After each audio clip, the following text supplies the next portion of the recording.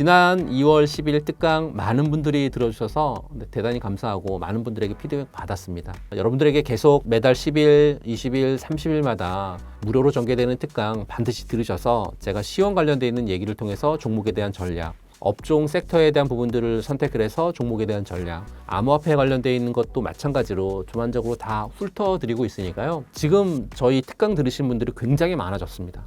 폭발적으로 늘고 있습니다. 그래도 무료로 할 겁니다. 왜냐하면 이 특강을 통해서 많은 분들이 너무 좋다라고 하고 계시고 그걸 통해서 수익을 보고 있다라고 하는 소리까지 들리고 있으니까요. 저는 여러분들이 수익 본다라는 말이면 정말 충분합니다. 다가오는 2026년 정말 저하고 함께 하셔서 주식시장에서 잃지 않는 매매, 그로 인해서 여러분들의 계좌가 빨간색으로 전부 바뀌었으면 좋겠다라는 마음으로 늘 특강을 준비하고 있으니까요. 이번 특강을 통해서 많은 돈 벌어가셨으면 좋겠습니다. 근데 중요한 게 딱 한 가지가 있어요. 어떤 중요한 게 있냐? 특강이 진행이 되는 날 저녁 8시에 진행이 되는데요. 6시 전에 신청을 하셔야 무료고요. 6시 이후에 신청하시잖아요. 33,000원 요금을 받습니다. 누구는 무료로 신청하는데 6시 이후에 신청하면 돈 받으면 배 아프잖아요. 무료로 특강을 잘 들으시고 전략을 잘 짜 드릴 테니까 전략을 통해서 많은 돈 벌어가셨으면 좋겠다라는 말씀 드립니다. 매달 10일 간격으로 진행되는 유튜브 무료 특강 아래의 링크에서 신청하세요. AI 버블 우려를 뒤로 한 채 AI 투자가 이어지고 있는데요. AI 투자는 사이클에 어느 정도 와 있고 앞으로 더 커질 수 있다고 보시나요? 먼저 숫자부터 한번 보실 필요가 있을 것 같아요. 지금 글로벌 빅텍들이 AI에 얼마나 돈을 쏟아붓고 있냐면 지금 오픈 AI가 추진하고 있는 스타게이트 프로젝트만 해도 최대 700조 원 투자하고 있거든요. 구글 같은 경우에 2025년에 143조 원을 투자했고요. 2026년에는 110조 원 이상을 또 쏟아붓겠다고 발표를 하고 있으니까요. 알파벳, 아마존, 메타 같은 거대 클라우드 AI 기업들만 합쳐도 2026년에 540조 원 넘는 규모의 회사채를 발행할 거다라고 얘기하고 있습니다. 블룸버그 인텔리전스에 따르게 되면 AI하고 클라우드 컴퓨팅, 데이터 센터 건설에 들어가는 기업 지출이 2029년까지 무려 3조 달러에 달할 것으로 예측을 하고 있습니다. 그렇다라고 하면 한국은 어떨까요? 올해 2026년 국내 반도체 기업들의 합산 순이익이 200조 원을 돌파할 것으로 좀 보고 있거든요. 거기에 정부도 1000조 원을 웃도는 민관 합동 투자 계획을 추진하고 있고 삼성전자 같은 경우에 시스템 반도체 국가 산단에 360조 들어가고 있을 거고요. SK하이닉스 같은 경우에도 용인 클러스터에 600조 원이라고 하는 천문학적인 숫자들을 쏟아붓을 예정에 있거든요. 그럼 이게 버블일까요? 솔직히 말씀을 드리면 버블 논란은 타당합니다. 왜냐하면 현재 미국 주식시장의 슐러 PER이 닷컴 버블이나 또는 1929년에 있었던 대공황 이후에 최고치를 기록하고 있으니까요. S&P 500 기업 상위 10개 기업이 지수 총 시가총액의 40% 이상을 차지하고 있는 이런 부분들은 사실 역사상 처음 있는 일이니까요. 더 심각한 걸 얘기해 볼까요? 이 기업들이 영업 흐름의 사상 최대치인 60%를 AI 자본 지출에 쏟아붓고 있다는 거죠. 작년에 미국의 GDP 성장에 AI 관련 투자가 소비자 지출보다 더 크게 기여했거든요. 그러니까 AI가 미국 경제 전체의 주요 생명선이 지금 됐다. 이렇게 보실 필요가 있을 것 같습니다.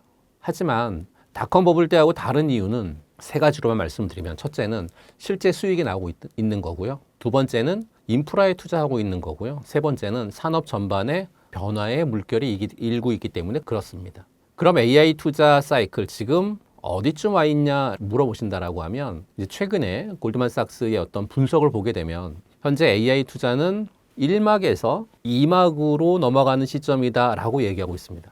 이게 무슨 말이냐? 지금까지 AI만 붙으면 무조건 오르던 어떤 무지성 상승 장세였다라고 하면 이제는 실제 수익이라든지 밸류에이션이 정당화되는 기업만 살아남는 진검승부의 시대로 접어들었다. 이렇게 말씀드릴 수 있는 거죠.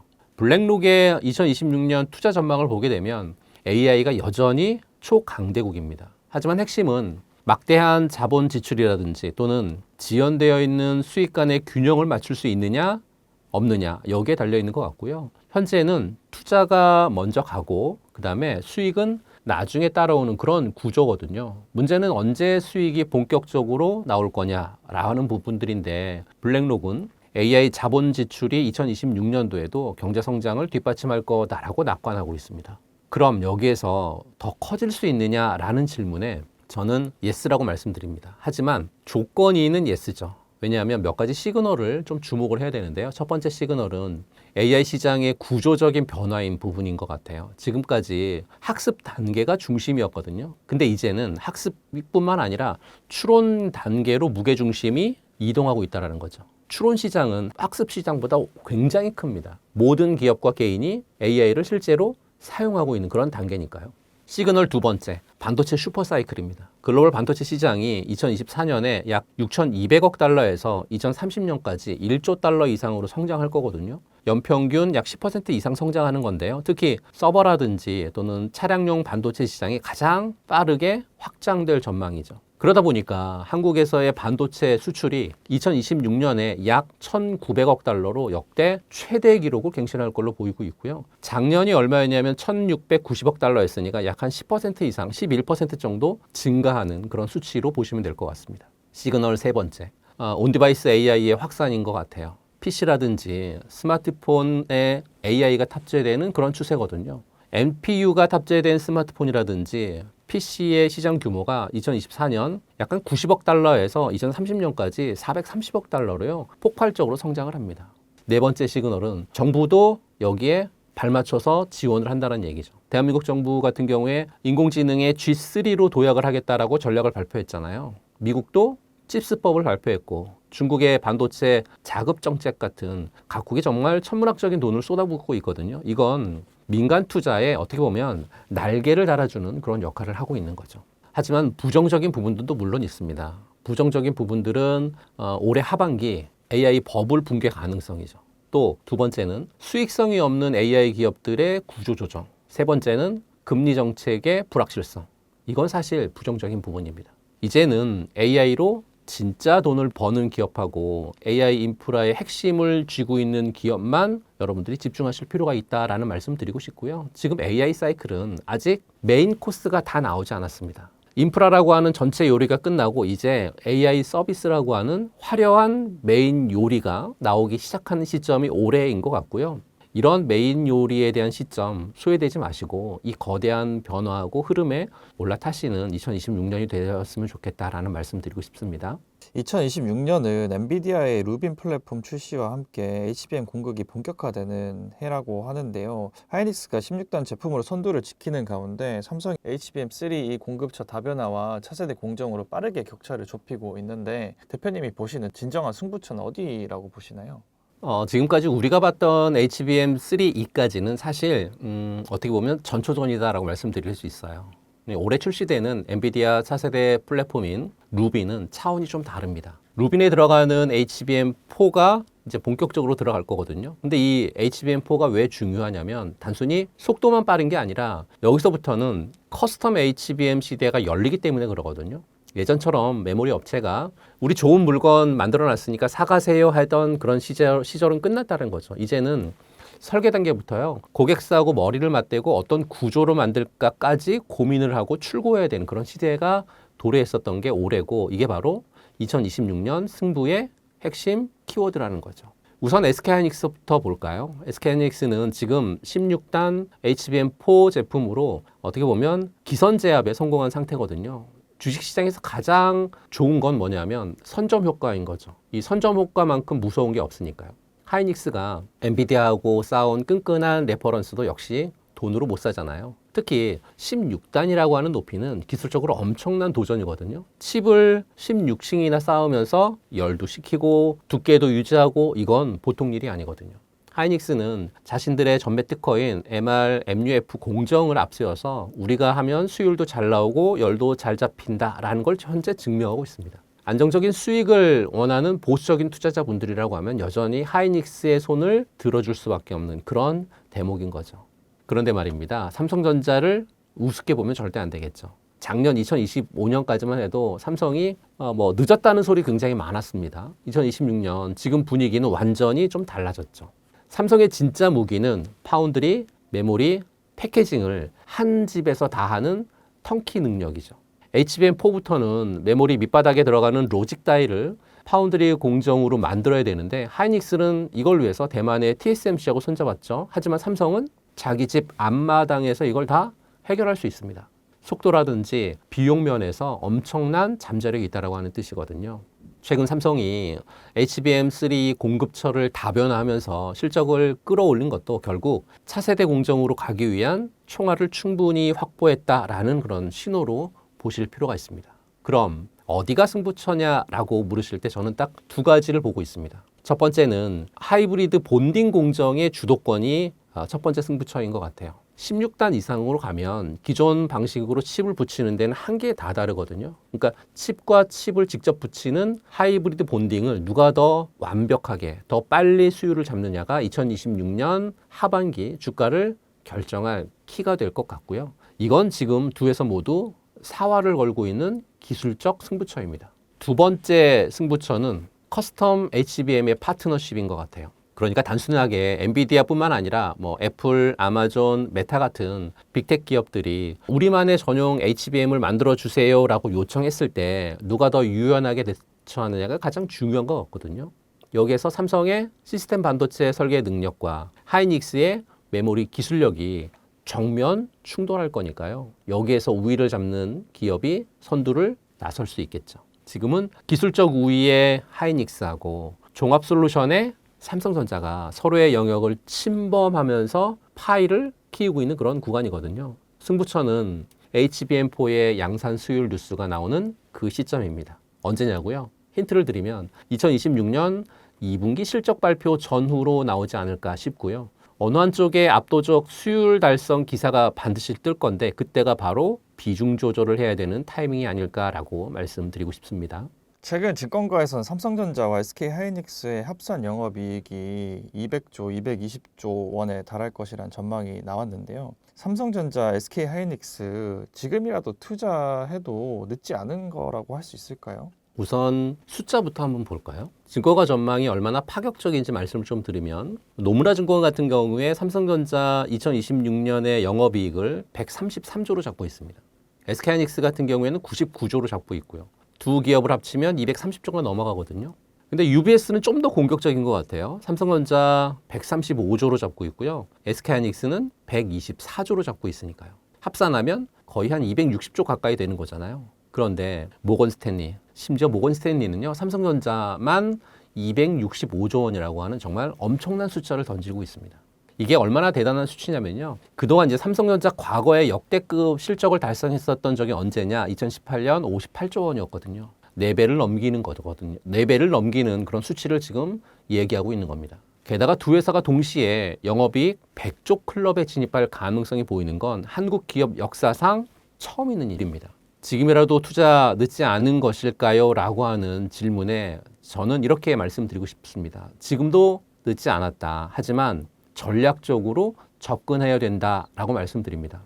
먼저 늦지 않은 이유를 말씀드리면 늦지 않은 이유 첫 번째, 범용 D램의 가격은 계속 급등하고 있습니다.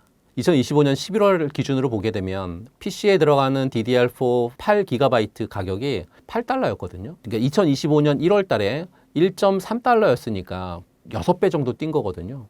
서버용 DDR5 64GB 모듈은 현재 780달러인데 불과 몇 달 전만 해도요 200달러 수준이었어요. 트렌드포스가 2026년 1분기에만 D램 가격이 23%에서 30%가량 더 오를 거다라고 지금 보고 있기 때문에 계속해서 D램 가격이 올라가는 이런 상황이 현재 펼쳐진다는 거죠. 그럼 왜 이렇게 오르는지에 대한 이유도 있을 거 아닙니까? 삼성전자하고 SK하이닉스가 HBM 생산에 올인하면서 범용 D램 생산 라인을 줄이거나 아예 폐쇄했기 때문이죠. DDR4는 양사 모두 사실상 단종 수준을 좀 받고 있고 DDR5도 HBM 생산 때문에 여력이 지금 현재 부족한 상황이기 때문에 가격이 뛰는 거죠. 여기서 놀라운 반전이 일어납니다. 범용 D램의 수익성이 HBM을 역전할 거다라고 하는 전망이 나왔으니까요. 어디서요? UBS에서요. UBS가 2026년 1분기 기준으로 HBM의 영업이익률이 한 62% 정도 됐는데 범용 D램 같은 경우에는 67%를 지금 잡고 있으니까요. 두 번째, 2026년에 메모리 물량이 이미 완판됐기 때문입니다.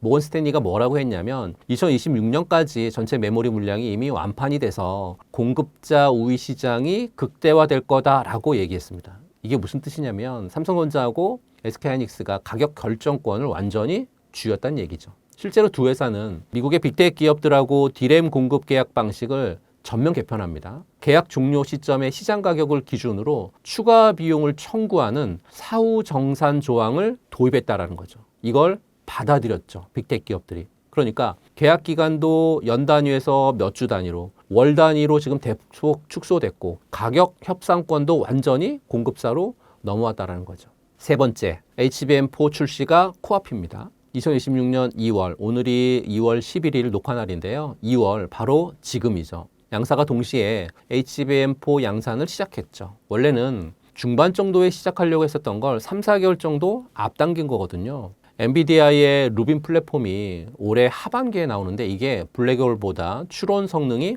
5배 향상이 되고 토큰당 비용 같은 경우는 10분의 1로 낮췄다고 하니까 굉장히 발빠른 그런 제품이 나오는 거잖아요. 이러다 보니까 SK하이닉스는 엔비디아의 HBM4 물량의 지금 70% 정도를 담당할 걸로 보여지고 있고요. 삼성전자도 HBM 점유율을 2025년 2분기에 몇 %였냐면 한 17%였거든요. 그걸 3분기에 35%로 급등시키면서 좀 빠르게 격차를 현재는 좁히고 있습니다. 좋은 얘기만 했네요. 그렇다라고 하면 리스크도 분명히 있겠죠. 첫 번째 리스크는 지금 외국인들의 매도세인 것 같아요. 그 두 번째 리스크는 AI 투자의 둔화 가능성이 두 번째 리스크인 것 같습니다. 늦지 않았다고 말씀드렸지만 그렇다고 무작정 지금 당장 몰빵 투자하라라고 하는 의미는 절대 아니고요. 전략적인 접근 방법이 좀 필요합니다. 전략적인 접근 방법 중에 첫 번째는 눌림목을 좀 기다리시라고 말씀드리고 싶어요. 아무리 좋은 주식도 계속해서 우상향으로 가지 않거든요. 220조에 대한 전방 뉴스가 나오면 단기 차익 실현 매물 물량 분명히 나오잖아요. 그러면서 지수가 며칠 조정을 받을 때 그때가 바로 여러분들의 티켓을 사는 그런 시간으로 이해하시면 좋을 것 같고요. 두 번째는 분할 매수는 선택이 아니라 필수인 것 같거든요. 지금 가격에서 좀 떨어지면 30% 사고 좀 더 떨어지면 한 20% 사고 더 떨어지면 또 뭐 20% 산 이렇게 여러 번 나눠서 매수하시기 바라겠습니다. 반도체는 사실 변동성이 굉장히 큰 섹터입니다. 하지만 그 변동성을 이기는 유일한 방법은 분할 매수로 평균 매수 단가를 낮추는 거죠.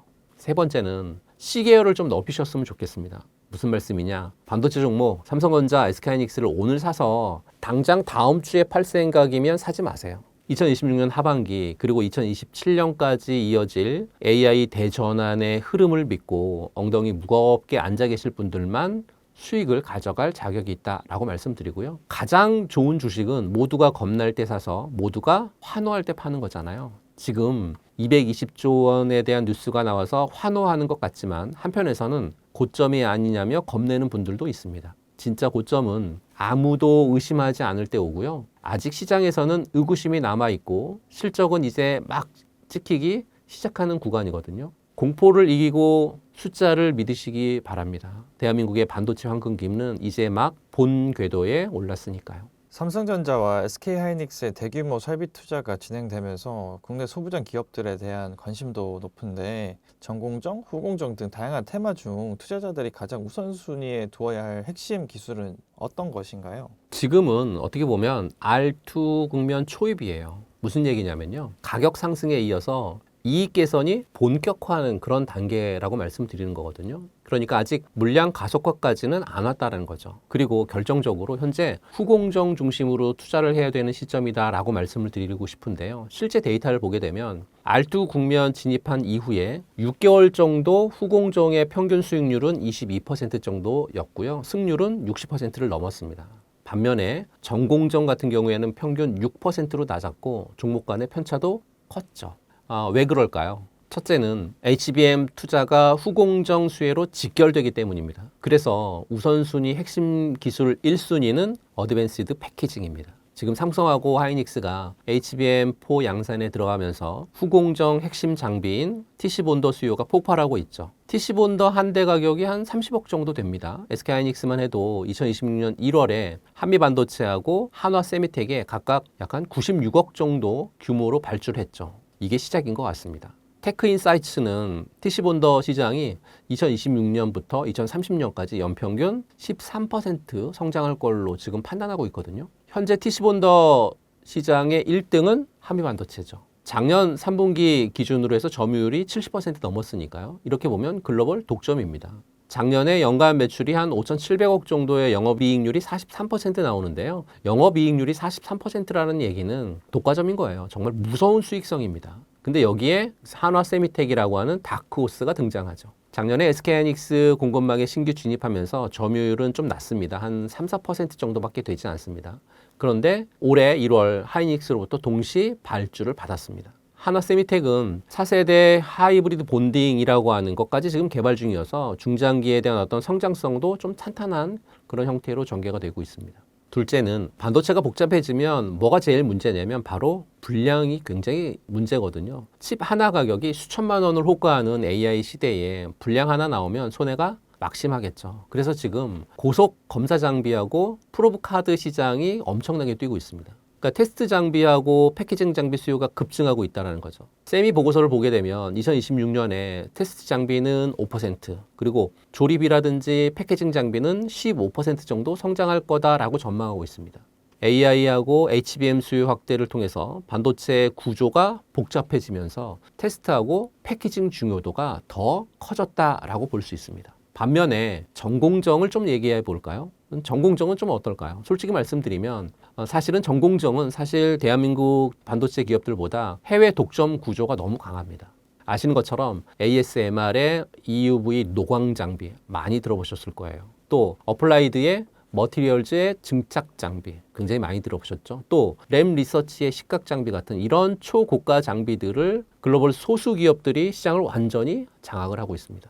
물론 이제 국내에서도 뭐 원익 IPS라든지 KC텍이라든지 또는 유진테크 같은 전공정 장비 업체가 있긴 하는데 해외에 대비해서 기술 격차가 조금 나고요. 수혜에 대한 어떤 타이밍도 후공정보다 조금 늦거든요. 주식시장의 진리는 돈의 길목을 지키라라는 거잖아요. 삼성전자하고 SK하이닉스의 수조 원대의 돈이 어디로 흘러가는지를 좀 보실 필요가 있고요. 그들은 지금 AI 성능 향상이라든지 수율 확보에 목숨 걸었습니다. 그렇다라고 하면 1순위는 하이브리드 본딩 기반의 후공정 장비 업체들, 2순위는 AI 칩 전용 고속 데이터 기업들, 3순위는 차세대 공정용 특수 소재 순으로 포트폴리오를 짜신다라고 하면 남들 다 아는 정보 말고 이런 기술적 해자를 갖고 있는 기업들을 골라내신다라고 하면 올해 충분히 승자가 될 수 있지 않을까라고 말씀드리고 싶습니다. HBM 특수에 D램 가격도 어마어마하게 폭등했다고 하는데요. 앞으로 D램 수요는 어떻게 전망하시고 눈여겨볼 관련주는 어떤 것이 있을까요? 지금 디램 시장이 얼마나 말도 안 되는 일이 벌어지고 있냐면 2026년에는 반도체 공급과 어떤 관련한 문제가 발생할 거고 그로 인해서 삼성전자의 문제뿐만 아니라 모든 기업에 영향을 미칠 거다라고 누가 얘기했냐? 제가 얘기한 게 아니고요. 삼성전자 측에서 직접 경고할 정도로 메시지를 냈어요. 그 얘기는 그만큼 공급 부족이 심각하다는 얘기거든요. 최근 6개월 사이에 DDR5 16GB 제품 가격이 무려 4배 가까이 뛰었고요. DDR5에 들어가는 16GB의 제품의 지난달 평균 계약 기간은 $20입니다. 전월 대비해서 6% 상승했습니다. 불과 6개월 만에 가격이 4배가량 뛰었습니다. 그리고 더 놀라운 건 카운터포인트 리서치 같은 경우에 인공지능 산업의 막대한 수요에 힘입어서 2026년 1분기 메모리 칩 가격이 전 분기 대비해서 최대 90% 상승했다라고 밝혔습니다. 상승할 거가 아니라 상승했다라고 밝힌 거죠. 이러한 상승세의 가장 큰 원인은 일반 서버용 D램 칩 가격의 가파른 인상이었고 지난 4분기 다소 잠잠했었던 낸드 메모리 가격이 역시 급상승했기 때문이다라고 밝히고 있습니다. 그럼 이런 국면에서 어떤 종목이 진짜 주인공이냐? 첫 번째, SK하이닉스죠. AI 메모리의 절대 군주입니다. 이렇게 얘기하실 수 있어요. 에이, 너무 뻔한 거 아니세요? 하는 분들 계실 건데요. 지금 하이닉스는 단순한 제조사가 아니라 AI 솔루션의 파트너입니다. 지금 시장의 중심인 HBM4 양산 속도가 가장 빠르거든요. 또 엔비디아하고의 동맹이 굳건한 상황에서 D램 가격 상승의 수혜를 가장 직접적으로 그리고 가장 크게 누리는 기업이 SK하이닉스입니다. 1등주가 갈 때는 더 가는 법이거든요. 수익성 측면에서 타의 추종을 좀 불허한다 이렇게 보시면 될 것 같고 SK하이닉스 차트를 보면서 좀 말씀을 드려보도록 하겠습니다. SK하이닉스의 일봉 차트인데요. 일봉에서 자리를 잡기란 여간 쉽지 않겠죠. 급등하고 있는 종목이기 때문에. 그렇다라고 하면 SK하이닉스의 주봉 차트에서 자리를 한번 잡아볼까요? 라인을 이렇게 두 개를 그어보도록 할게요. 이 라인 두 개 그은 건 어떤 의미냐면 지난 2월 초에 아래 꼬리를 길게 달았었던 그 라인이 지금 79만 원, 뭐 80만 원 정도 선 라인이거든요. 그러니까 80만 원 정도 선의 가격대를 이렇게 첫 번째 라인으로 좀 잡아볼 필요가 있어서요. 80만 원이라고 한 가격대 오면 한번 분할 매수 전략 필요할 것 같고, 그 아래가 이제 71만 원 정도 구간인데 71만 원이 지난 1월 달에 아래 꼬리를 또 길게 달았었던 그 구간이거든요. 이렇게 두 가지의 라인을 분할 매수할 수 있는 전략으로 삼으시고, 내려오게 되면 매수했다가 슈팅 나오면 수익 실현하는 그런 전략이 좀 필요한 종목이 SK하이닉스인 것 같고요. 두 번째 종목은 한미반도체입니다. 한미반도체를 최근 들어서 장비계의 에르메스, 본더의 제왕, 뭐 이렇게 표현하고 있거든요. HBM을 만들려면 D램을 층층이 쌓아야 되는데 이때 필요한 TC 본더라고 하는 장비, 이 회사가 독보적이고, 최근에 2026년형 차세대 하이브리드 본더에 대한 공급 계약 뉴스가 조금 흘러나오고 있는 것 같아요. 이러다 보니까 HBM 단수가 높아질수록 한미반도체 장비 없이는 생산 자체가 안 되고 있습니다. 전 세계에서 이 기술력을 따라올 곳이 현재는 좀 마땅치 않고요. 그러면 슈퍼 의뢰 지위를 진 그런 기업이다라고 보시면 될 것 같고, 그렇기 때문에 주가의 탄력성이 좀 상당하지 않을까 싶습니다. 역시나 한미반도체도 차트를 보면서 말씀을 좀 드려보도록 하겠습니다. 한미반도체도 역시나 일봉에서 보는 이런 관점은 좀 자리를 잡기가 좀 애매하긴 하는데요. 주봉 형태로 들어가서 보게 되면 주봉 같은 경우에 라인을 두 개 정도 한번 쳐 드릴게요. 두 개 치면 하나를 칠 수 있고 두 번 이렇게 라인 두 개를 그을 수 있는데, 첫 번째 라인은 지난 2월 초에 아래 꼬리 길게 단 이 자리 5주선 부근에 있는 그런 자리인데요. 가격은 18만 원이라고 하는 가격이 나오고 있죠. 그리고 두 번째 자리는 지난 1월 말에 장대양봉 나올 때의 아래 꼬리를 달았었던 16만 3천 원, 2천 원 부근 자리, 요 두 자리 정도는 여러분들이 분할로 매수해서 전략을 삼으시면 괜찮지 않을까라고 말씀드리고 싶고요. 세 번째는 HPSP입니다. 어떻게 보면 미세화 공정의 마법사라고 불리는 기업이거든요. D램 가격이 오르면 기업들은 어떻게든 더 미세하게 또는 더 많이 찍어내려고 난리가 아니겠죠. 하지만 이때 반드시 필요한 게 고압수소 어닐링 장비입니다. 반도체 회로가 얇아질수록 또는 소자 계면의 결합을 잡는 게 굉장히 중요한 핵심인데, 이 HPSP의 장비가 유일한 대안으로 지금 떠오르고 있고요. 독점적 지위를 누리고 있는 그런 HPSP이기 때문에요. D램 미세 공정에 대한 경쟁이 심화가 되면 될수록, 그리고 HBM4로 넘어갈수록 이 회사의 가치는 더 뛸 수밖에 없습니다. 지금 시가총액 대비해서 현금 창출 능력이 굉장히 기가 막히게 좋은 그런 종목이기 때문에요. 이런 종목도 보실 필요가 있을 것 같고요. 차트를 보면서 설명드려보도록 하겠습니다. 역시나 HPSP의 주봉 차트인데요. HPSP의 주봉 차트에도 지난 2월 초에 아래 꼬리를 다는 그런 부분들이 하나 나왔고요. 그리고 나면 이전에 저항을 맞고 있었던 구간이 하나가 잡히는데요. 여기 저항 구간인 거죠. 두 개의 지금 라인이 좀 보일 건데요. 첫 번째 라인은 앞서 말씀드렸던 2월 초에 아래 꼬리 달리는 구간. 가격은 41,500원. 두 번째는 38,000원 구간인데 이전에 고점 부근이었었던 저항 부근이었었던 가격대까지 이렇게 두 차트 구간을 열어놓고 내려오게 되면 분할 매수로 대응을 했다가 수익이 나오면 분할로 매도해서 수익 볼 수 있는 그런 종목이 HPSP가 아닐까 싶어서 오늘 세 가지 종목 말씀을 좀 드렸습니다. 반도체 주식은 업황에 따라 변동성이 매우 커서 개인 투자들이 대응하기 어려운 섹터인데, 장기 투자 관점에서도 반도체 포트폴리오를 어떻게 구성한 것이 가장 현명할까요? 먼저 상황 파악부터 한번 해볼 필요가 있을 것 같아요. 어떤 상황 파악이냐면, 지금 시장의 핵심이 AI의 일상화잖아요. 우리가 인공지능 시대를 넘어서 AI가 우리 삶에 지금 완전히 녹아든 시대에 살고 있죠.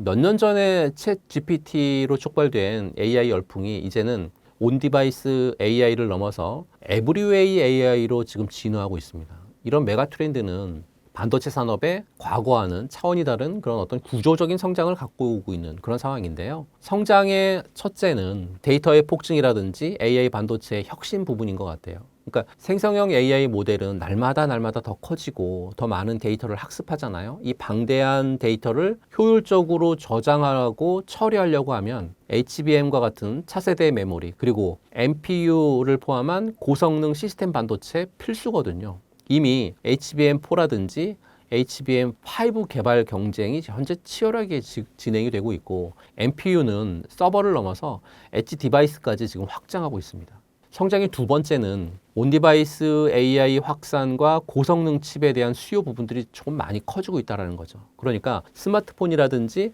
PC를 넘어서 이제 자동차, 가전제품, 로봇, 심지어 스마트 글라스 같은 모든 기기에 AI 기능이 탑재가 되면서요. 기기 자체에서 AI 연산을 수행하는 온디바이스 AI가 지금 대세입니다. 이렇게 되면 더 많은 용량이라든지 뭐 고사양에 대한 부분들 그리고 저전력 반도체에 대한 수요는 폭발적으로 늘 수밖에 없는 거죠.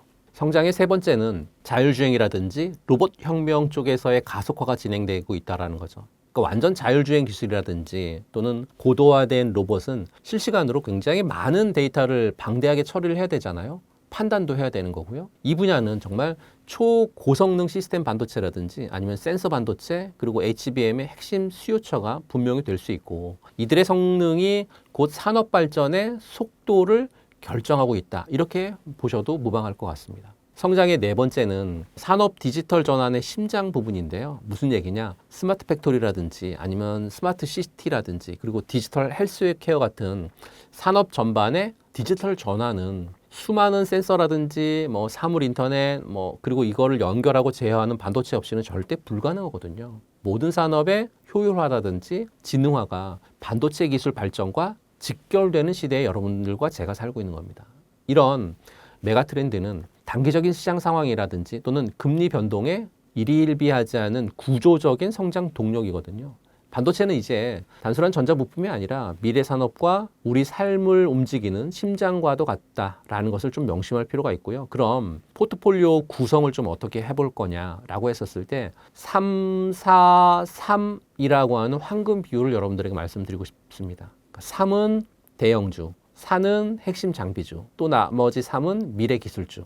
그러니까 중심을 잡아야 될 대형주의 비중은 30%입니다. 그러니까 삼성전자라든지 SK하이닉스는 우리 포트폴리오의 뿌리죠. 삼성전자는 파운드리에서 드디어 2나노 공정의 수율을 안정화하면서 반격에 성공했고 SK하이닉스 같은 경우에는 HBM의 시장에 압도적인 1위를 고수하고 있으니까요. 이 두 종목은 배당을 받으면서 시장 평균 수익률을 가져가는 정말 안전판 역할을 할 거고요. 특히 최근에 나온 리포트를 보게 되면 전 세계 데이터 센터 점유율이 여전히 상승세라 이들을 빼고는 반도체 투자를 논의하는 건 정말 무의미할 정도라고 말씀드리고 싶고요. 그 다음에 수익률의 핵심인 강소기업 그리고 장비주의 비중을 한 40%로 가져가는 거죠. 여기가 진짜 돈이 되는 그런 구간인 것 같아요. 지금 가장 눈여겨봐야 할 키워드는 어드밴시드 패키징하고 글라스 기판인 것 같아요. 칩을 미세하게 만드는 게 지금 한계에 다다르다 보니까 이제는 칩을 어떻게 잘 쌓고 연결하느냐가 핵심이거든요. 예를 들면 하미 반도체 같은 전통의 강자도 좋지만 2026년 현재는 유리기판 상용화를 주도하는 종목이라든지 또는 CXL 관련주들이 실적 폭발기에 진입하고 있습니다. 이 섹터는 변동성은 크지만 업황이 돌 때 대형주보다 2배 내지는 3배 정도 더 탄력적으로 움직이는 그런 종목이죠. 마지막으로 큰 수익을 노리는 미래 기술주의 비중을 30% 담는 거죠. 장기 투자의 묘미는 미래를 사는 건데요. 현재 연구실 단계에 나와 양산 준비 중인 뉴로모픽 반도체라든지 또는 광 반도체 같은 이런 기업들을 소액으로 분산 투자해 두는 것도 굉장히 좋은 전략입니다. 리스크는 크지만 만약에 성공할 경우에 포트폴리오 전체의 수익률을 한 차원 높여줄 그런 존재니까요. 반도체는 인류의 기술 진보와 궤를 같이 하는 그런 산업이거든요. 단기적인 주가 등락에 흔들리지 마시고요. 원칙을 바탕으로 해서 견고한 투자 포트폴리오를 구축하신다라고 하면 분명 좋은 성과를 거두실 수 있을 거다라고 말씀드리고요. 지난 2월 10일 특강 많은 분들이 들어주셔서 대단히 감사하고 많은 분들에게 피드백 받았습니다. 정말 같이 하고 싶다. 동행 프로젝트 정말 좋은 건데 같이 하고 싶다라는 얘기 많이 들었고요. 여러분들에게 계속 매달 10일, 20일, 30일마다 특강이 전개가 되고 있는데 무료입니다. 무료로 전개되는 특강 반드시 들으셔서 제가 시험 관련되어 있는 얘기를 통해서 종목에 대한 전략, 업종 섹터에 대한 부분들을 선택을 해서 종목에 대한 전략, 암호화폐에 관련되어 있는 것도 마찬가지로 전반적으로 다 훑어드리고 있으니까요. 지금 저희 특강 들으신 분들이 굉장히 많아졌습니다. 폭발적으로 늘고 있습니다. 그래도 무료로 할 겁니다. 왜냐하면 이 특강을 통해서 많은 분들이 너무 좋다라고 하고 계시고 그걸 통해서 수익을 보고 있다라고 하는 소리까지 들리고 있으니까요. 저는 여러분들이 수익 본다라는 말이면 정말 충분합니다. 지금 많은 가족분들하고 이 얘기 어쩌면 들으실 수 있는데요. 새해 복 많이 받으시고요. 다가오는 2026년 정말 저하고 함께 하셔서 주식시장에서 잃지 않는 매매, 그로 인해서 여러분들의 계좌가 빨간색으로 전부 바뀌었으면 좋겠다라는 마음으로 늘 특강을 준비하고 있으니까요. 이번 특강을 통해서 많은 돈 벌어가셨으면 좋겠습니다. 근데 중요한 게 딱 한 가지가 있어요. 어떤 중요한 게 있냐. 매달 10일, 20일, 30일마다 특강이 진행이 되는데 특강이 진행이 되는 날 저녁 8시 진행이 되는데요. 6시, 그러니까 6시 전, 5시, 4시, 3시 이 6시 전에 신청을 하셔야 무료고요. 6시 이후에 신청하시잖아요. 33,000원 요금을 받습니다. 그러니까 반드시 미리 신청을 하셔서 누구는 무료로 신청하는데 6시 이후에 신청하면 돈 받으면 배 아프잖아요. 무료로 특강을 잘 들으시고 전략을 잘 짜 드릴 테니까 전략을 통해서 많은 돈 벌어가셨으면 좋겠다라는 말씀 드립니다. 네, 안녕하십니까. 저 IM증권의 이영훈입니다. 빨리 뵙는 것 같은데 2월달 지금 구정하필해서 생각들이 좀 많으실 것 같은데 저도 역시 마찬가지입니다. 오늘 그 얘기를 좀 나눠보러 왔습니다. 지난주에는 좀 하락하는 듯 싶다가 이번 주 들어서 다시 좋은 흐름 이어가고 있는데요. 현재 증시 어떻게 평가하고 계신가요? 최근에 증시가 급등락이 좀 심합니다. 이거는 뭐 증시만 그런 게 아니라 원자재, 코인 뭐 할 것 없이 다 그런데 그거는 이제 신임 연준의장이 되는 워시에 대한 이제 두려움 뭐 이렇게 표현을 해야 되나요? 시장이 약간 좀 이제 경계감을 갖고 있는 것 같고요. 워시에 대한 평가를 어떻게 하느냐에 따라서 시장은 좀 등락을 하는 것 같아요. 지난주 주말에는 또 워시 사실 뭐 들어와 봤자 별다를 거 없다 이런 뉘앙스의 기사나 또 뭐 반응이 나오면서 또 반등 나오고 또 그 직전까지만 하면은 이제 그 전에 워시가 얘기했었던 부분들이 금리는 낮춰도 되지만은 이제 연준이 보유한 자산을 줄여야 된다. 다시 말해서 QT를 해가지고 실물 자산 외에 금융시장에 지금 많이 퍼져 있는 자본을 좀 축소시켜야 된다라는 뉘앙스. 거기에 이제 방점을 찍어서 그렇게 되면은 결국 돈들이 많이 이제 회수가 될 거고 그런 어떤 부분을 감안해서 본다 그러면 금융이나 또는 뭐 원자재라든지 이런 쪽에 아무래도 유동성이 좀 많이 흡수될 거 아니냐. 그렇게 되면 조금 안 좋아지는 거 아니냐는 두려움이 있었던 것 같습니다. 어찌됐든 오늘은 반등을 했고요. 반등을 하는데 한국 증시의 포지션을 보면 유난히 5,300 넘어가면 외국인들이 많이 팔아왔었습니다. 지난 금요일 기준으로 했을 때 제가 화생 상품 포지션을 보니까요. 외국인이 선물을 6조 원 정도 매도를 하고 있었고요. 콜도 매도, 풋은 매수고요. 그 다음에 현물도 계속 매도했었고요. 한마디로 이제 포지션 자체가 하방입니다. 하방 쪽에 베팅을 했었는데 왜 그랬나를 생각을 해보면 공교롭게도 작년 12월 선물옵션 동시만기 이후에 지금까지 흘러오는 과정을 보게 되면은 실적 발표 기간 동안에 빅테크들이 실적 발표 나오면 서프라이즈가 나오든 뭐 안 좋게 나오든 무조건 세론이 나왔었습니다. 그 얘기는 우리가 실적 발표 날 때마다 항상 주목했었던 건 그동안의 캐펙스 투자 규모였는데 규모를 갖다가 대폭으로 늘린다고 함에도 불구하고 그렇게 이제 흔들렸던 거는 저게 과연 지속 가능하냐 거기에 대한 의심을 좀 가졌던 것 같아요. 같은 맥락에서 그러면 한국에 있는 삼성전자나 하이닉스 같은 경우만 해도 이 캐펙스 투자의 수혜적인 건 맞지만 지속 가능성에 대한 의문이 있다 보니까 외국인들은 지수가 한 5,300, 5,000 넘어서면서부터는 좀 하방을 좀 이제 겨냥을 한 베팅이 들어왔던 것 같아요. 그래서 5,000 넘어가면서부터 실질적으로 선물이 매도 포지션이 다시 늘어났고요.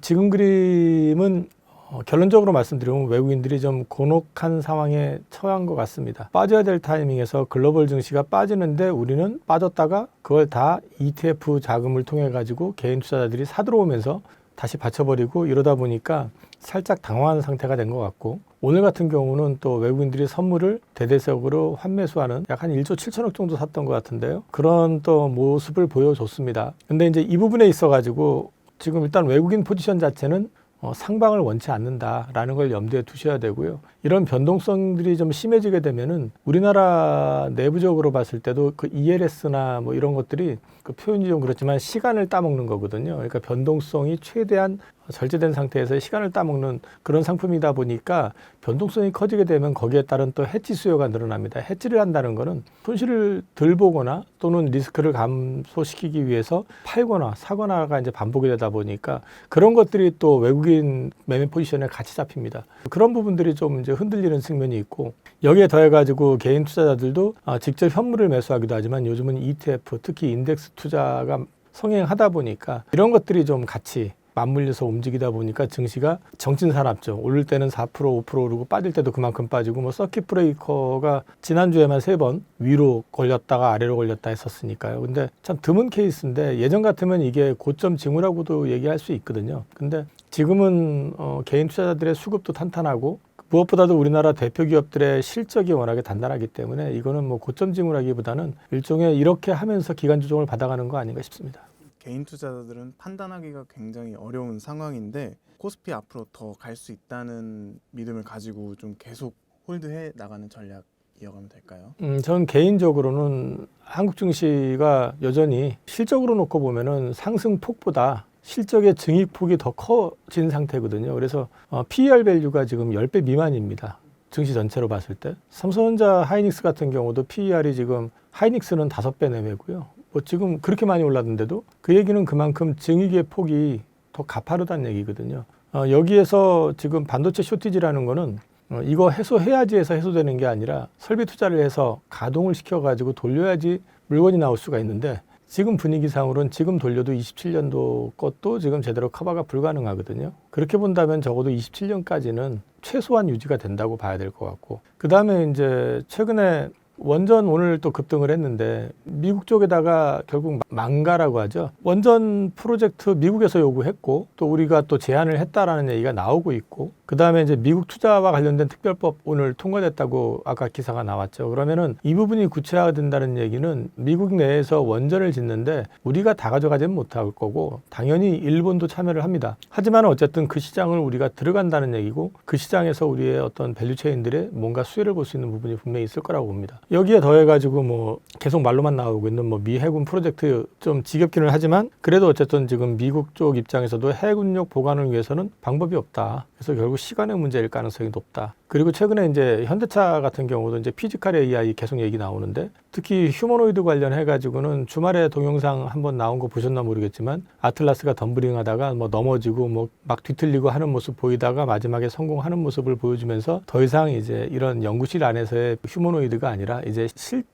실전에 들어가는 제품으로서의 휴머노이드로 전환을 선언했다는 측면, 자율주행 관련된 것들 이런 것들을 같이 맞물려가지고 현대차에 대해서도 재평가가 가능하고 그 다음에 우리나라에서 지금 주가 누르기 방지법 뭐 이런 것부터 시작을 해가지고 소위 말해서 밸류가 워낙에 싼 이런 쪽 섹터 종목들 같은 경우도 지금 일단 주가를 올리게끔 할 수 있는 그런 동인을 지금 제공을 하려고 지금 노력을 하고 있기 때문에 전반적으로 봤을 때 여전히 우리나라 증시는 저는 개인적으로 봤을 때 긍정적으로 봅니다. 그리고 상대적으로 봤을 때도 다른 데 비해 가지고 더 여력이 있어 보입니다. 최근에 또 AI 고점에 대한 이슈가 있었는데 국내 반도체 증시는 또 어떤 영향이 있는지 좀 궁금합니다. 그게 이제 AI 고점론이라고 하는 거는 AI 업체들 주요 업체 뭐 알파벳이든 아마존이든 메타든 이제 큰 수익을 내면서 그 범위 내에서 투자가 이루어진다면 괜찮은데 최근에 이제 캐펙스 투자를 거의 2배씩 늘려가니까 실제로 능력이 안 돼 보이는데 2배를 늘리는 이제 기업들이 나오고 하니까 저게 지속 가능하겠어라는 이제 의문이 붙었던 거죠. 이런 부분들하고 하나 더 붙여가지고 얘기하는 거는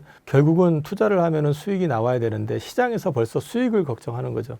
근데 이제 그 수익에 대해서 과연 이렇게 투자해가지고 수익이 나올 수 있을까? 그 의문을 제시를 하는데 이거는 좀 시장에 저 개인적으로 봤을 땐 과잉 반응이다라고 보는 게 보통 새로운 산업에서 이 투자를 하는 거는요 시장을 갖기 위해서 하는 거지 시장을 나누기 위해서 하는 게 아닙니다. 그 얘기는 이 시장에서 누군가가 장악을 하게 될 경우에는 이 파일을 거의 다 가져가게 된다는 얘기거든요. 그렇게 되면 갖은 자와 갖지 못한 자가 나중에 위상이 달라져요. 그러니까 진짜 제대로 시장을 장악하는 기업 같은 경우는 이제 말하자면은 그 시장의 리더로서 모든 걸 다 가져가면서 큰 수익을 가져가지만 그걸 갖지 못하는 경우는 도태되거나 낙오될 가능성이 되게 높아집니다. 그 부분 때문에라도 지금 AI 관련해가지고 투자하는 빅테크들은 투자에 진심일 수밖에 없습니다. 근데 이제 그걸 가지고 여기에 지금 수익을 얘기한다는 건 아직 좀 일러 보이는 얘기인 것 같고요. 그 다음에 이제 또 한 가지는 여기에 더해가지고 케빈 허쉬가 연준의장이 되면서 케빈 허쉬의 시선은 연준이 돈을 푸는 바람에 이 과잉 자본이 금융시장으로 흘러 들어가가지고 버블을 자꾸 일으킨다.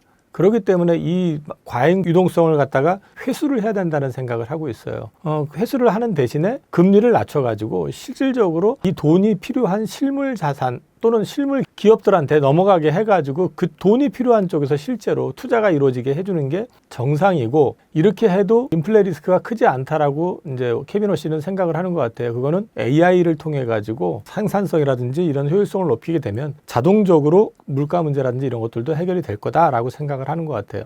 근데 이 부분에 있어 가지고 우리가 이제 고민 지점이 생기는 거는 케빈 워시의 시각대로 보게 되면은 빅테크가 지금 투자하는 부분들은 과잉일 가능성이 높고요. 이게 버블일 가능성이 높다는 생각을 지울 수가 없어요. 그러니까 그 부분 때문에 이제 빅테크 쪽 AI 투자 관련해서 걱정들을 하는 것 같고요. 그 부분에 있어 가지고 또 갑자기 주말에 케빈 워시가 그렇다고 막 돈 회수하고 그럴 거 아니다. 그렇게 못한다. 그리고 어차피 임명권자가 누군데부터 시작을 해서 뭐 이런저런 얘기가 또 나와버리니까 또 안도하고 뭐 이런 분위기. 그러니까 아직까지는 케빈 워시에 대한 경계감이 좀 살아있는 것 같기는 한데요. 이 부분에 있어가지고 저는 개인적으로 어떻게 생각하냐면 AI 투자가 지금 정점에 달한 게 아니라 여전히 진행을 해야 되는 단계라는 거죠. 아직은 승자와 패자가 결정이 되는 단계도 아니고요. 그 다음에 또 이 부분에 있어가지고 시장을 가진 자, 못 가진 자의 차이는 아까도 말씀을 드렸지만 조금 한 발 더 나아가서 보게 되면은 이거는 미국 내부의 문제가 아니고 글로벌 패권과 또 관련이 돼 있습니다. 그래서 미국 정부가 맨하탄 프로젝트니 뭐니 해가지고 AI의 진심을 보여주고 있는 것도 그런 맥락이고요. 여기에 더해가지고 그동안에 이런 쪽 투자에 좀 약간 한 발 물러서 있었던 그 각 국가들, 뭐 중동, 유럽연합, 뭐 할 거 없이 일본, 뭐 한국 다 그 소버린 AI 쪽에도 집중적인 투자가 지금 계획이 되고 있습니다. 그렇게 놓고 얘기한다 그러면 지금 사실은 AI가 과잉 투자됐다 또는 뭐 정점에 달했다 얘기하기는 좀 섣불러 보이고요. 아직까지는 AI 패권을 놓고 미국하고 중국이 지금 겨루고 있는 상황이고, 또 기업들 간에 놓고 얘기를 하게 되면 빅테크 간에 아직까지 확실하게 내가 이걸 장악하고 있다, 장악했다라고 할 만한 기업이 아직은 없습니다. 그래서 이 경쟁은 아직까지는 진행이 돼야 될 과정이다라고 저는 생각을 하고 있기 때문에 지금 경계감은 당연히 있을 수 있다고 보지만 그걸로 인해 가지고 이게 여기서 마무리가 된다거나 그럴 가능성보다는 아직은 좀 더 투자가 이어질 가능성이 높다라고 개인적으로는 생각을 하고 있고, 오늘 젠슨 황 엔비디아 CEO도 비슷한 얘기를 했던 것 같더라고요. 저도 그 생각에 동의합니다. 이 AI 경쟁에 어찌 보면 가장 큰 수혜 기업이 우리나라의 삼성전자와 SK 하이닉스가 아닐까 싶은데요. 최근에 삼성전자 시총이 1,000조를 넘었는데 삼성전자 현재 어떻게 바라보고 계시는지 한 말씀 부탁드리겠습니다. 삼성전자 관련해가지고 재밌는 자료가 하나 나왔더라고요. 27년도 예상 영업이익 원화 기준으로 이제 환산을 했는데 보시면 글로벌 1위입니다. 317조 원을 지금 전망을 하고 있고요. 알파벳이 2등인데 한 180에서 210조입니다.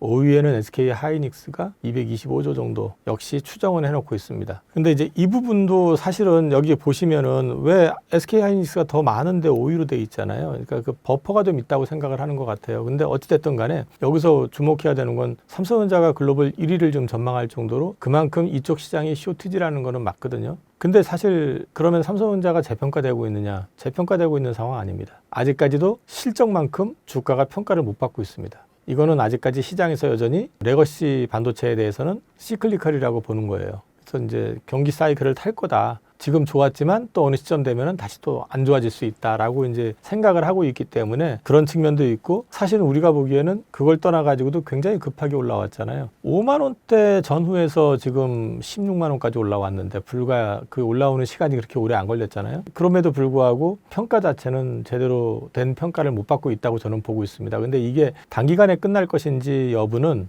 생각을 좀 해봐야 되는 부분이, 아까도 말씀드렸지만 일단 27년까지는 실적은 어느 정도 개런티가 되는 것 같고요. 최근에 이제 3사, 삼성, SK 하이닉스, 그 다음에 마이크론 테크놀로지 공이 컨퍼런스 콜을 한 내용을 보면 레거시 디램 쪽 투자와 관련해가지고는 좀 소극적이에요, 여전히. 그래서 여전히 소극적인 이유는 자기들도 어쩌면 확신이 없을 수도 있고요. 이 사이클이 언제까지 갈지 모르잖아요. 그 두 번째는 과거에 한번 당해본, 그러니까 빅테크한테 당해본 경험도 있고, 세 번째는 뭐가 있냐면 중국이 지금 뭐 억압을 당하든 뭐라든 어쨌든 길을 쓰고 지금 레거시 쪽은 지금 따라오겠다고 계속해가지고 캐펙스 투자를 하고 있기 때문에 수율이 좋든 나쁘든 간에 계속 뒤에서 지금 따라오고 있는 그림이기 때문에 여기서 확 늘리겠다는 얘기를 못하는 것 같아요. 근데 그게 의외로 수율이 지금 중국이 제대로 잡히지 못하는 이유가 첨단 장비 수급에 좀 문제가 있고, 그 다음에 뭐 기술이 단축이 됐네 뭐네 얘기하지만 그게 중국만의 힘으로는 쉽게 되기는 또 어려울 수 있거든요. 그래서 의외로 3사가 서로를 생각해 볼 때 이제는 누구 하나를 죽일 수 없는 사이가 된 삼성전자가 완전 독주일 때는 사실은 하이닉스를 죽일 수도 있잖아요. 근데 하이닉스가 지금 HBM에서는 어쨌든 글로벌 1위예요. 거기도 수익성 되게 좋고 그 다음에 또 마이크론 테크놀로지는 사실은 규모는 좀 작지만 뒷배가 미국 정부고 이렇게 놓고 본다고 그러면 어떻게 보면 3사 분할로 해가지고 천하 3분지계 뭐 이런 것처럼 끌고 갈 가능성 이런 것들도 어느 정도 염두에 두고 있는 거 아닌가 싶은 생각도 있습니다. 그래서 아직까지는 전 삼성전자에 대해서는 뭐 메모리가 어쩌고 뭐 파운드리가 어쩌고 이런 얘기도 있지만은 결론적으로 말씀을 드리면은 현재로서는 대안이 없다. 그런 맥락에서는 아직까지는 지켜봐도 괜찮을 것 같다. 그렇게 말씀드리겠습니다. 최근 목표가 얘기가 삼성전자 30만 원, 하이닉스 150만 원 뭐 이렇게도 나오는데 가능한 이야기라고 보시나요? 30만 원 되면은요. 아마 PER이 14배, 15배? 하이닉스가 150만 원 정도 되면은 PER이 10배 전후? 예. 근데 그게 불가능하다고 생각은 안 하는데요.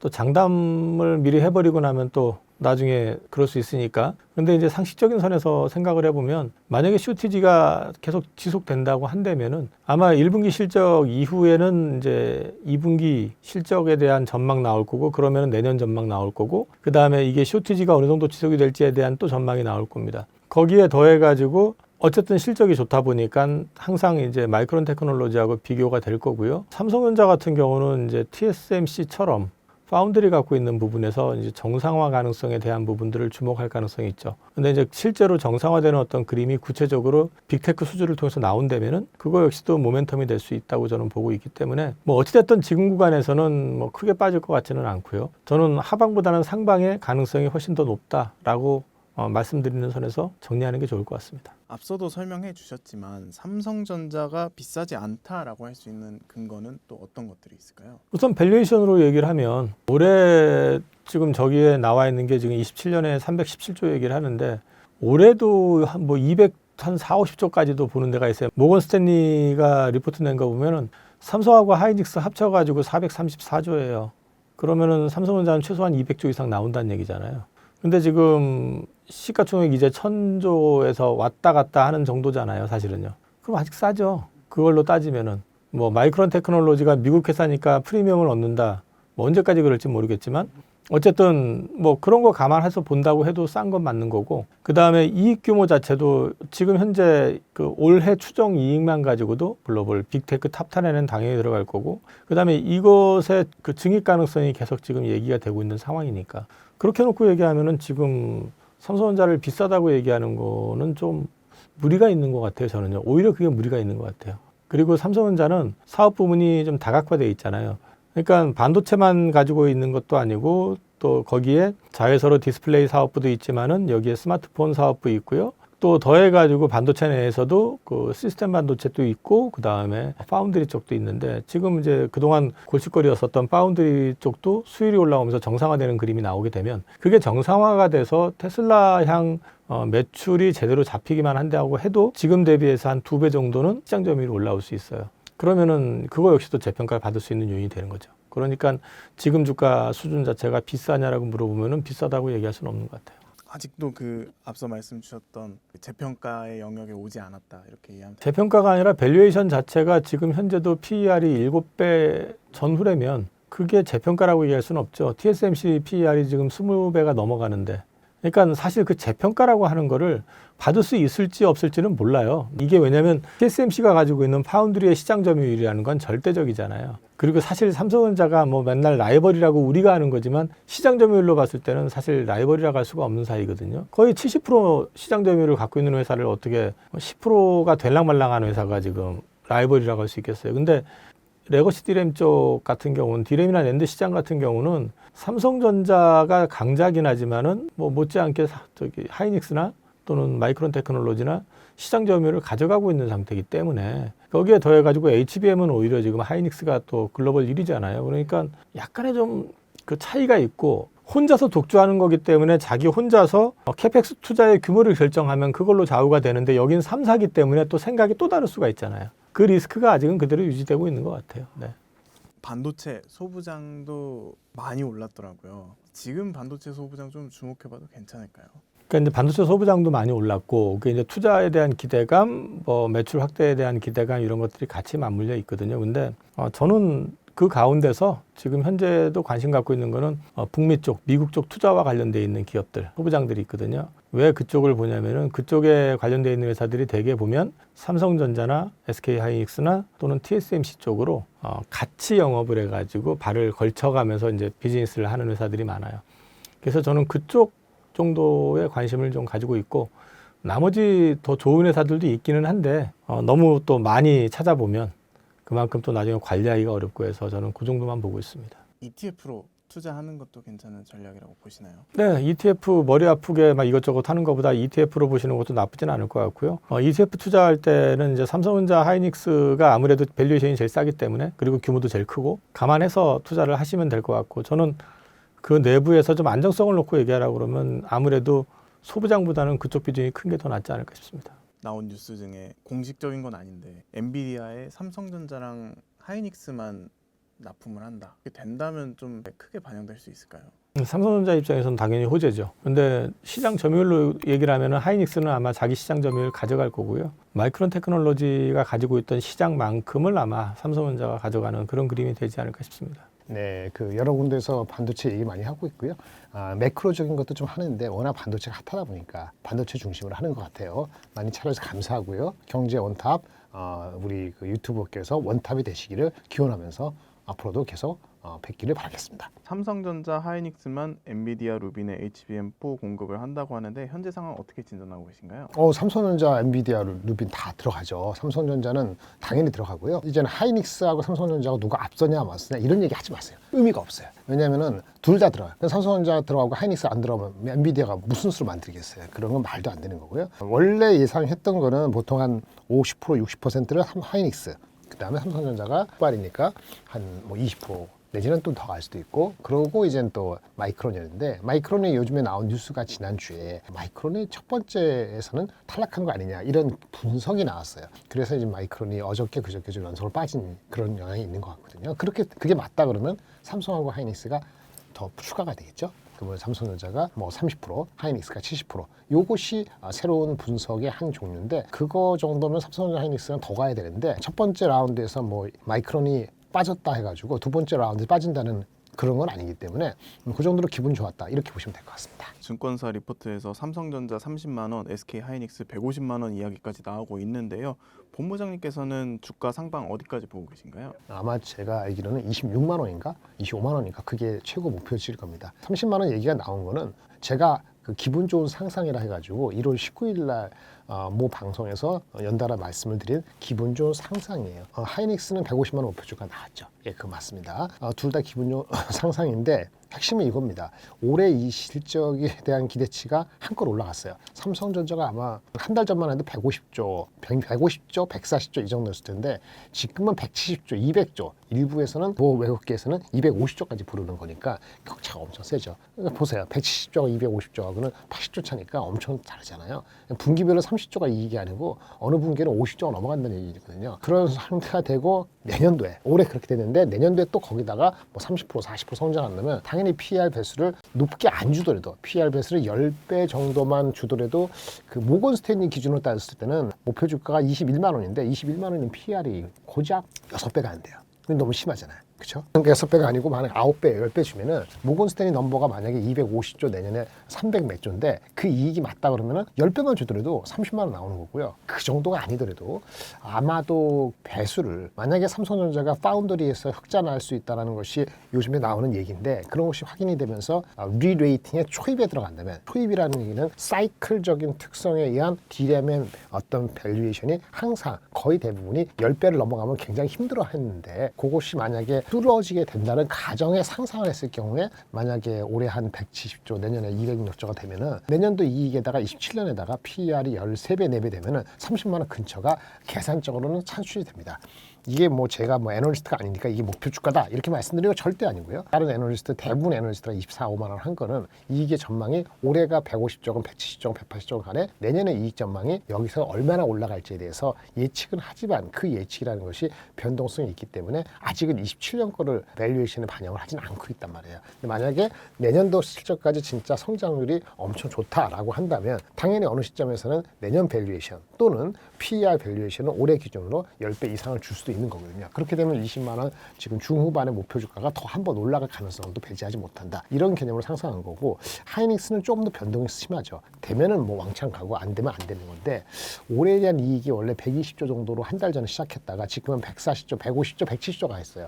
만약에 이것도 마찬가지로 170조하고 내년도에 더 올라간다 해서 밸류에이션을 하면은 마이크론 주가에 따라 약간 연동이 되긴 합니다만, 마이크론하고 우리하고 경쟁력이 차이가 좁혀지는 게 아니고 우리가 앞서 있는데 더 벌어진다고 하면은 걔네들이 10배, 11배 있다도 우리도 한 8배 정도까지 갈 수 있단 말이에요. 그러면 하이닉스 같은 경우에 8배 가면 크게 110만 원, 120만 원 정도 목표 주가 지금 컨센서스고요. 만약에 삼성전자가 13배 정도 가면 하이닉스도 한 10배 정도까지 맥스로 가면은 될 수 있는 거죠. 그러면 150만 원인데, 제가 다른 방송에서 말씀을 드린 것 같은데 하이닉스가 10배 되는 게 만만치는 않습니다.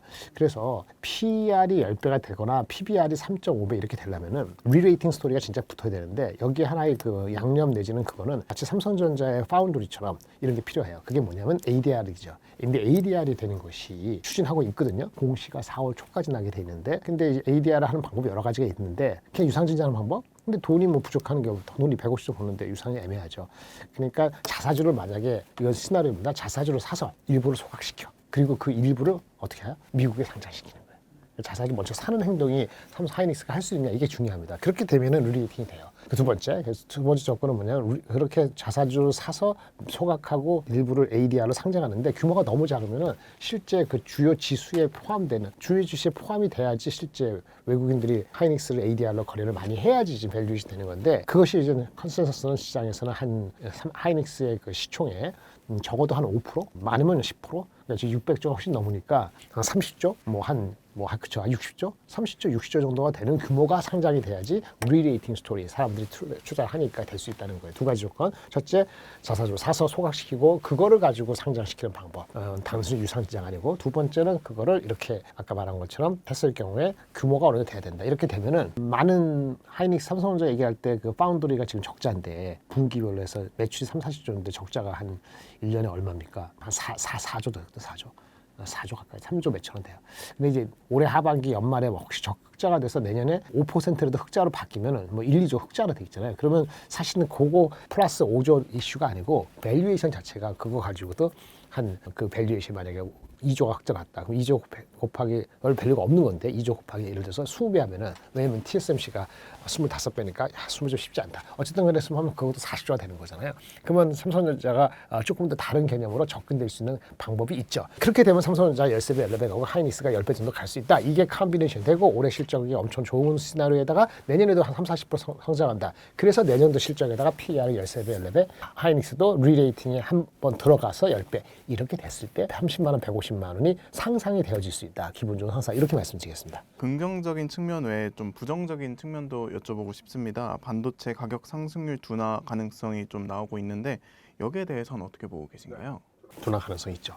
둔화 가능성인데 언제냐는 거고요. 얼마나 가파르게 되느냐, 두 가지인데, 과거 패턴대로 보면 이렇게 보면 과거에 김장현 씨가 하는 옛날하고 지금은 똑같이 다르지 않느냐, 그럴 수 있죠. 그럼 과거를 생각하지 말고, 그럼 여러분은 어떻게 포커스 하겠어요? 그럼 젊은 애널리스트들은 모든 사람이 가격이 천천히 내려왔으면 좋겠죠. 아니, 가격이 더 내려오는 게 아니고 가격 상승률이 지금 한 분기에 뭐 50%, 70%, 80% 하는데, 다음 분기도 30% 오르고, 그 다음 주도 그 다음 분기도 20% 오르고, 연말까지 계속 한 분기별로 20%씩 더 올랐으면 좋겠지 않습니까? 저도 그래요. 저도 직접 투자는 하지 않지만 제 퇴직연금이나 국민연금이나, 그다음에 저도 펀드 있으니까, 펀드를 할 수 있으니까, 그런 거 다 들어있는 게 내가 안 사도 그거 운영하는 사람은 샀을 거 아닙니까? 그게 내려가길 바라요, 올라가길 봐요? 계속 올라가길 바라지. 그걸 바라는 거하고 그게 어떻게 될 것인지 예측하는 거가 다릅니다. 얘기하는 거를 항상 그렇게 이상하게 꼬나보는 이 구독자들이 있어요. 여기 경제 원탑만 얘기하는 게 아니고, 여기는 별로 없겠지만. 그래서 제가 중간에 화를 내는데, 그렇게 하려면 투자하지 마세요. 반도체 가격이 뭐든지 주가가 올라가면 언젠가 내려오겠죠. 그 언젠가가 오늘 얘기하고 나서 다음 주에 내려가느냐, 그런 예측을 해다가 내일 하나, 이거 아니겠죠. 그러면 반도체 가격이 거꾸로 물어볼게요. 이 가격이 지금 더블 했는데, 그러면 작년 9월 달에 이 세상에 어느 누구가 지금 2월 달에 가격이 이렇게 폭등할 걸 예상한 사람 있어요? 벤슨왕도 부족하다 그랬지, 그게 얼마 될지 모르는 거예요. 그런 거예요. 그러니까 예측 자체를 못하는 건데, 다만 이렇게 해서 왜 그럼 둔화될 수 있냐, 언젠가는. 반도체 갖다 쓰는 커스터머가 불편해하잖아요. 불편한 게 아니고, 만약에 적자를 본다, PC나 휴대폰 업자, 그럼 걔네들은 다른 방법을 강구하겠죠. 다른 방법이 뭐죠? 첫 번째, 삼성전자, 하이닉스, 마이크론 말고 딴 데가 혹시 있나? 물론 그런데 중국에 있는 업체 CXMT는 규모도 작죠. 품질은 둘째치고 물량 자체가 뭐 전 세계에서 한 5%, 7% 캐파적으로 그러고 실제는 그보다 더 작을 수 있는데 충분치 않은 거예요. 근데 그거라도 달라고 그러죠. 근데 그거는 움직임이 있어요. 얼마 전에 나온 얘기인데 전 세계 PC의 한 50%를 차지하는 업체가 있습니다. 1위 레노버하고 4위 애플을 제외하고 중간에 HP, 델, 그다음에 에이서, 아수스 이런 회사들이 있는데 PC 업체가 한 업체가 30% 갖고 있지 않거든요. 레노버가 1등이 그렇지 않아요. 그래서 레노버, 애플 빼고 나머지 이렇게 하면은 그 업체들의 마켓시가 50%인데 얘네들이 지난주 기사 보고 보도서에 하면은 중국 업체 D램을 쓰는 거를 채택하는 거를 검토 중이다. 이게 나왔어요. 검토 중이니까 실제 얘네들 그 제품을 가져와서 콜하고 그 다음에 물량하고 하려면 시간이 걸리니 리즈너블하게 했을 때 얼마 걸릴까요? 3개월, 6개월? 그러니까 상반기보다는 하반기 가능성이 있겠죠. 당연히 그래서 일부 업체들은 다른 대안을 찾기 시작했다. 그럼 D램만 그런 게 아니고 낸드도 그럴 수 있죠. 낸드도 중국의 YMTC라는 게 있으니까 물론 지금 CXMT하고 YMTC의 D램이라는 것이 CXMT는 이제 HBM3라는 거니까 우리가 얘기하는 경쟁하는 HBM은 안 되고요. D램 쪽에 DDR4에서는 가능성이 있고요. 그 다음에 YMTC도 낸드가 있긴 하지만은 우리가 흔히 하기는 엔터프라이즈 SSD라 해가지고 그쵸 기업용에 들어가는 거 아니면 뭐 그쵸 데이터 센터에 들어가는 그런 쪽의 SSD는 아마 얘네들이 퀄리티가 안 맞을 수도 있어요. 그런데 둘 다 일반 PC, 일반 컨슈머 PC, 컨슈머 휴대폰에 들어가는 낸드하고 D램 쪽은 걔네들 거 쓸 수 있죠. 물론 물량이 전 세계 물량의 D램하고 낸드하고 비중이 걔네들 중국이 잘 생산을 아무 문제 없이 산다 하더라도 아마 지금 최근에 뭐 투자를 하고 다시는 YMTC, CXMT 둘 중에 하나는 헷갈리는데 하여튼 CX는 확실하고 올해 상반기 IPO도 하고 돈도 구하고 하니까 돈에 문제는 없습니다. 그러니까 펀딩 하는데 문제는 없어요. 걔네들 반도체 중국 업체들이. 그러니까 삼성전자 하이닉스 하는 가격에 반토막 내서 팔겠다. 그렇게 하면 들어올 수 있잖아요. 근데 그 규모가 아마 5%, 10%가 안 될 겁니다. 그러니까 임팩트가 크지 않다고 치부할 수 있는데 그리고 그것은 데이터 센터라기보다는 컨슈머 PC 휴대폰이니까 그쪽이다라고 치부할 수 있는데 그렇게 변할 수도 있는 소지는 있죠. 왜냐면 우리가 반도체가 쇼티지라고 얘기를 해요. D램이. 근데 쇼티지에 대해서 얼마나 쇼티지냐 그런 수치는 보셨어요? 근데 어느 누구도 그렇게 얘기하는 사람이 애널리스트가 있는데 그건 맞지 않아요. 저도 옛날에 30년 동안 해왔지만 그 자기의 저스티피케이션을 위해서 정당화를 위해서 모델을 돌리는 거예요. 제가 옛날에 반도체 애널리스트 할 때 뭐 10년, 20년 전 한 거 아닙니다. 5년 전만에 했었고요. 할 때 보면은 데이터 시트가요. 한 2,000 그 로우에다가 이게 시트가 한 100개 정도 돼요. 그렇게 해가지고 포캐스트 하는 거예요. 지금 후배들은 그렇게 하는지 모르겠어요. 그렇게도 틀리지만 그걸 해야 돼요. 아니 틀린다고 예측을 안 합니까? 얘기가 길어졌는데 어쨌든 간에 그런 움직임이 있다는 거면 컨슈머 쪽에서는 민감한 거죠. 하반기 내년도 했을 때 그 비중이 5%, 3%라 하더라도 쇼티지의 율, 우리가 반도체가 부족하다 할 때 쇼티지율이 10% 쇼티지. 그러니까 뭐냐면 100이 수요인데 90%밖에 공급 못해서 10% 쇼티지다. 이 정도가 아닙니다. 지금 예측하는 정도는 보통 오피셜리 사람들 헷갈리는데 오피셜리 지금 애널리스트 나온 리포트 보면 국내는 안 나온 것 같은데 한 5% 돼요. 5% 쇼티지 가격이 지금 100% 오르는 거예요. 그럼 거꾸로 5%가 갑자기 어디서 탁 튀어나오면은 이게 언젠지 1년 뒤인지 2년 뒤 보지만 하면은 반도체가 내려가겠죠. 그러니까 지금보다는 분명히 가격의 상승률은 관성이 있어서 1, 2분기 작년 4분기, 1분기 올라갔으면 2분기, 3분기 가격 상승률이 10%, 제로 이렇게 되진 않을 겁니다. 하지만 뭐 25%, 그다음 15%, 5% 이렇게 될 수 있는 가능성 정도는 열어볼 수 있는 거죠.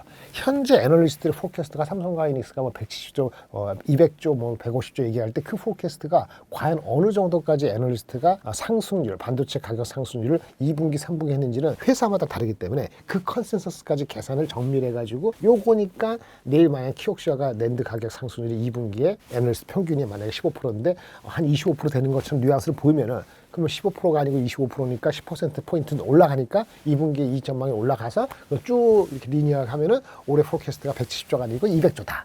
이렇게 계산될 수 있다는 생각을 하고 있죠. 기관 투자가는. 근데 그거 하니까 미리 들어갔죠. 근데 만약에 그게 기대치가 높은데 그렇게 안 되면 다시 또 반도체 가격이 많이 안 빠진다라고 생각을 하지만은 빨리 둔화되지 않는다. 상승률이. 그럼에도 불구하고 주가는 생각보다 폭발적이지 않을 수도 있어요. 그러니까 지금의 기대치가 과연 어디까지인지를 항상 업데이트를 해야 되는 겁니다. 그러니까 제가 여기 두 번째지만 한 달에 한 번도 아니면 의미 없다고 말씀드리는 게 저야 뭐 출연료 얼마 받고 나가면 그만이지만 업데이트 안 되면 그냥 맨날 이상하게 들리는 거야. 반도체 가격이 2개월 만에 100% 오르는데 그러면 2개월 전에 있던 사람이 지금 있는 사람이 2개월 전에 돌아가지 않나 그 예측을 못하는 정도인데 가격 상승률 하락률이 1분기 때 포캐스트가 지금 대략적으로 40에서 한 60%예요. 40하고 60% 이익이 다르겠죠. 삼성전자 하이닉스도 31조, 38조까지 달라요. 근데 2분기가 만약 거기다 이걸 베이스로 하는 것도 다른데 2분기가 만약에 20%에서 30%는 다르죠. 근데 그것도 디램하고 낸더가 다르죠. 내일 이거 녹화하는 다음 날이니까 이 녹화 올라오기 끝나고 나서 나올 텐데 키옥시아가 실적 발표돼요.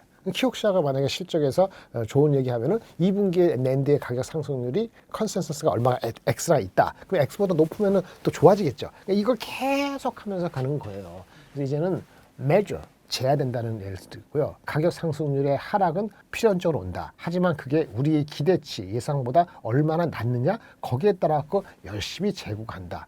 그렇게 하는데 어느 날 갑자기 야 27년도에도 가격이 절대 가격이 올해 하반기 기대했을 때 올해 하반기 만에 X를 합시다. 지금 이제 100인데 조금 올라가서 125로 끝난다 합시다. 올 하반기에. 근데 내년부터는 가격이 멈춘다 합시다. 멈춰도 물량이 늘면요. 물량이 늘면은 이 규모는요. 올해보다 늘어나는 게 맞아요. 그래서 올해보다 이 규모가 10%, 15%, 20% 는다는 거는 뭐냐면 거꾸로 기본적인 베이스에서 가격이 안 빠져도 물량이 있기 때문에 느는 거기 때문에 만약에 20% 이내로 성장이 한다는 얘기를 내년도가 올해보다 그럼 올해 주가가 얼마까지 올라갈지 모르지만 어느 순간은 내년도 성장률이 20% 이내라는 거는 지금 컨센서스가 그거에 멈춰져 있는데 일부는 내년도 40% 하지만 20%는 내년도 어느 순간 반도체가 내려간다는 얘기예요. 시장의 기대는 뭐냐? 내년은 언젠가는 가격이 내려간다. 가격의 상승률은 둔화된다. 2분기 모르지만 3분기, 하반기는 둔화된다. 이 정황은 아까 중국이 어쨌든 데이터 센터 같이 퀄리티적인 건 못 들어가지. 근데 데이터 센터나 이런 쪽에 퀄리티적인 게 워낙 시장이 커져갖고 원래는 한 50% 정도 하는데 이번에 한 60%, 70% 하니까 우리 컨슈머 쪽의 비중이 3, 40%밖에 안 되니 이게 크니까 반도체 가격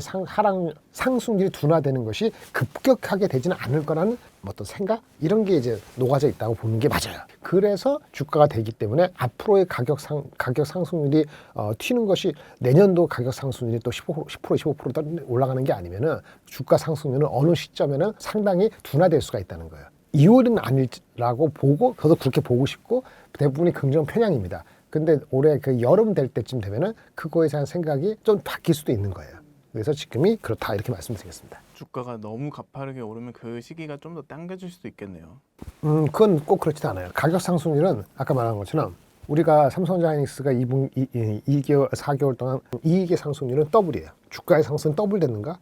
라고 보면 그 정도는 아니죠. 왜냐하면 주가는 밸류에이션, PR 밸류에이션은 이익의 상승 각도보다는 덜 올라갔어요. 왜냐하면 항상 계속 올라갈수록 덜 올라갈 수 있어요. 리레이팅이 들어와야지 이게 올라가요. 리레이팅 오는 게 아까 말씀드렸잖아요. 파운드리가 됐든 삼성전자 하나 한 거 있지. HBM4에서 뭐 먼저 쉰먼트 한다. 이런 건 파지티브한데 하여튼 하이닉스는 뭐 ADR 한다든지 그렇게 돼야지 이 전망이 늘지 않더라도 밸류에이션 배수가 7배, 9배에서 8.5배, 10배 가는 게 이 전망이 그대로라도 P의 밸류에서 높아지는 거죠. 그게 리레이팅 스토리예요.